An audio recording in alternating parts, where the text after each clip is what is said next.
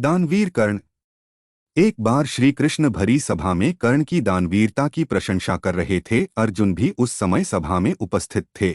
वे कृष्ण द्वारा कर्ण की दानवीरता की प्रशंसा को सहन नहीं कर पा रहे थे। भगवान कृष्ण ने अर्जुन की ओर देखा और पल भर में ही अर्जुन के मनोभाव जान लिए। श्री कृष्ण ने अर्जुन को कर्ण की दानशीलता का ज्ञान कराने का निश्चय किया। Vertical bar.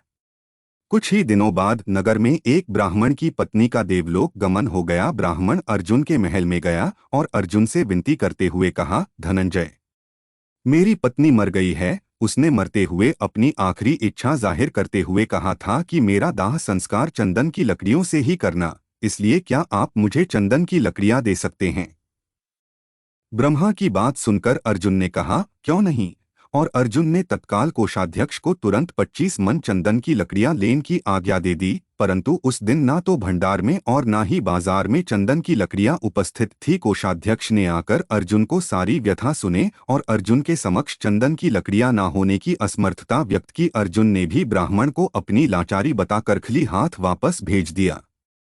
ब्राह्मण अब कर्ण के महल में पहुंचा और कर्ण से अपनी पत्नी की आखिरी इच्छा के अनुरूप चंदन की लकड़ियों की मांग की। कर्ण के समक्ष भी वही स्थिति थी। ना तो महल में और ना ही बाजार में कहीं चंदन की लकड़ियां उपस्थित थी। परंतु कर्ण ने तुरंत अपने कोषाध्यक्ष को महल में लगे चंदन के खंभे निकालकर ब्राह्मण को देने की आज्ञा दे दी। Vertical bar. चंदन की लकड़ियां लेकर ब्राह्मण चला गया और अपनी पत्नी का दाह संस्कार संपन्न किया। शाम को जब श्री कृष्ण और अर्जुन टहलने के लिए निकले, देखा तो वही ब्राह्मण शमशान पर कीर्तन कर रहा है। जिज्ञासावश जब अर्जुन ने ब्राह्मण से पूछा तो ब्राह्मण ने बताया कि कर्ण ने अपने महल के खंभे निकालकर मेरा संकट दूर किया है। भगवान उनका भला करे। Vertical bar.